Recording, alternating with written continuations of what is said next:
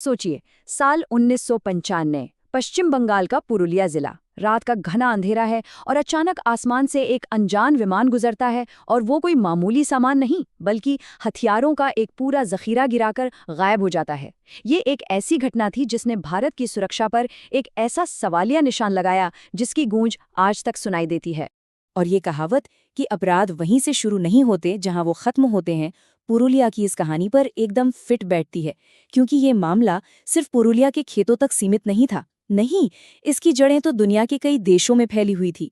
एक ऐसी पहेली जिसमें शातिर जासूस और इंटरनेशनल आर्म्स डीलर शामिल थे। तो जब इतनी बड़ी साजिश हो तो जांच कहाँ से शुरू होगी? जाहिर है, सबसे बड़े सबूत से। और इस केस में वो सबूत था वो जहाज, वो विमान जिसने हमारे आसमान में घुसकर मौत का सामान बरसाया था। अब जरा इस विमान की खासियत देखिए। ये कोई साधारण कोई नॉर्मल कार्गो प्लेन नहीं था। नहीं, ये था एक एंटोनोव AN-26। ये एक मिलिट्री ट्रांसपोर्ट एयरक्राफ्ट है। इसे बनाया ही गया है फौजी साजो सामान ढोने के लिए, अक्सर खुफिया ऑपरेशंस में। तो खुद सोचिए, इस विमान का इस्तेमाल ही अपने आप में एक बहुत बड़ा इशारा था कि ये कोई मामूली स्मगलिंग का केस नहीं है। इसके पीछे की प्लानिंग बहुत गहरी थी। और देखिए, इस प्लेन की कहानी और भी पेचीदा है। इसकी ओनरशिप, इसका मालिक कौन है, ये पता लगाना लगभग नामुमकिन था। इसे कई बार लीज पर दिया गया, अलग अलग देशों में रजिस्टर किया गया। ये सब क्यों? ताकि असली मास्टरमाइंड तक कोई पहुंच ही ना सके। ये क्लासिक तरीका है अपनी पहचान छिपाने का। तो ठीक है, विमान की बात तो हो गई, लेकिन जहाज तो खुद उड़ता नहीं है ना। उसे उड़ाने वाले लोग, असल कहानी तो उन तक ले जाती है। कौन थे वो लोग जो इस खतरनाक मिशन को अंजाम दे रहे थे?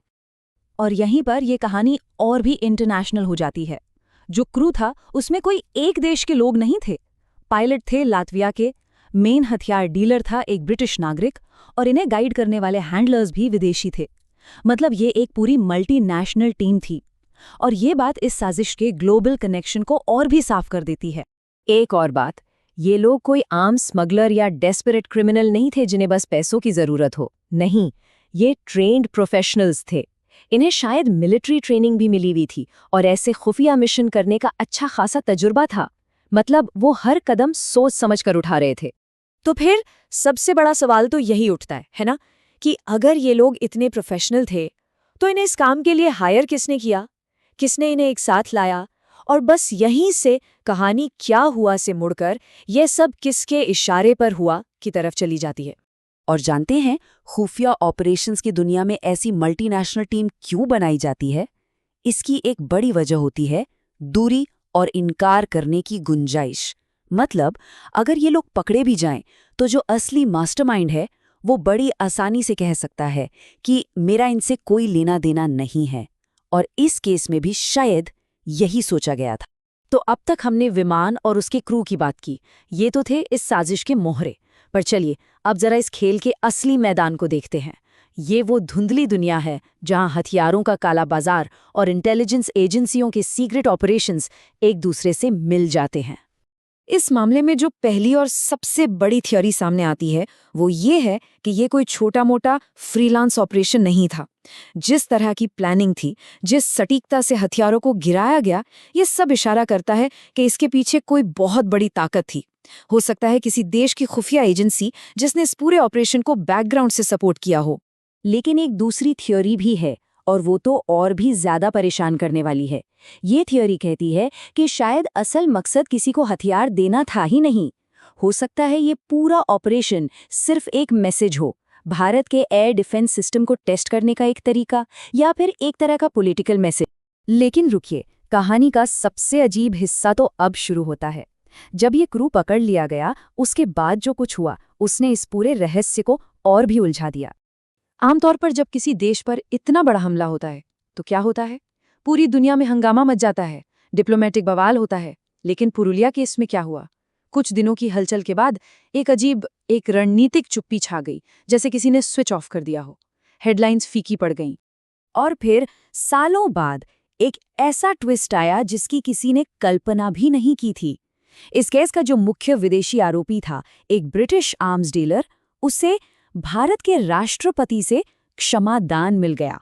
जी हां, उसे माफ करके रिहा कर दिया गया। सोचिए, एक आदमी जो देश के खिलाफ साजिश रचने का दोषी पाया गया, उसे बस यूं ही जाने दिया गया।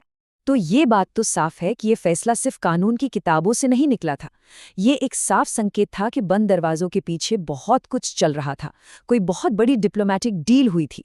जैसा कि कहा जाता है, कभी-कभी न्याय सौदेबाजी का हिस्सा बन जाता है। तो हम इस कहानी के अंत में कहाँ पहुँचते हैं?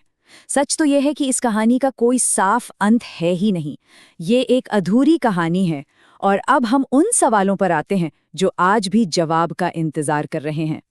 और जवाब क्यों नहीं मिल रहे? क्योंकि इस केस से जुड़ी कई अहम सरकारी फाइलें, कई दस्तावेज आज भी क्लासिफाइड हैं।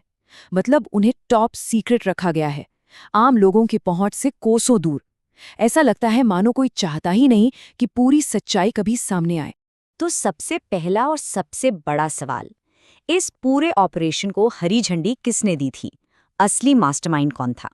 और दूसरा उतना ही जरूरी सवाल, वो कौन लोग थे जिन्होंने बाद में इस मामले पर एक रहस्यमयी चुप्पी साध ली? वो कौन थे जिन्होंने पर्दे के पीछे सब कुछ शांत करा दिया? और यहीं आकर ये कहानी हमें एक बहुत ही असहज करने वाली हकीकत के सामने लाकर खड़ा कर देती है कि कुछ साजिशें सज़ा पर आकर ख़त्म नहीं होती, वो समझौतों पर आकर ख़त्म होती हैं। जब बड़े बड़े देश और ताकतें शामिल हों तो न्याय कभी-कभी सलाखों के पीछे नहीं बल्कि बंद कमरों में तय होता है। और इतिहास एक अधूरी कहानी बनकर रह जाता है जो हमें हमेशा सवाल पूछने पर मजबूर करता है।